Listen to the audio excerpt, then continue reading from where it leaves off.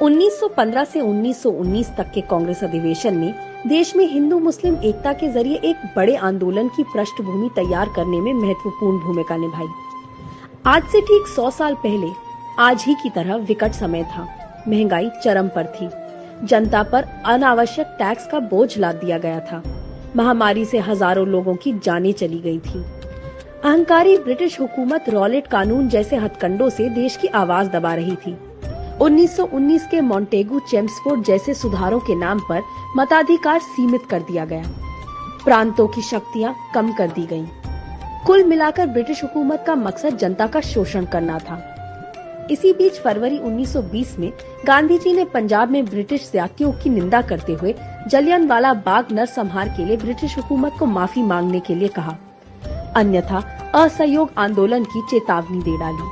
31 अगस्त 1920 को असहयोग आंदोलन शुरू होना तय हुआ, लेकिन दुर्भाग्यवश 1 अगस्त को बाल गंगाधर तिलक का निधन हो गया।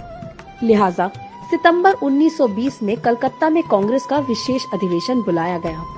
इस अधिवेशन में स्वराज की स्थापना होने तक असहयोग कार्यक्रम चलाने की सहमति बनी।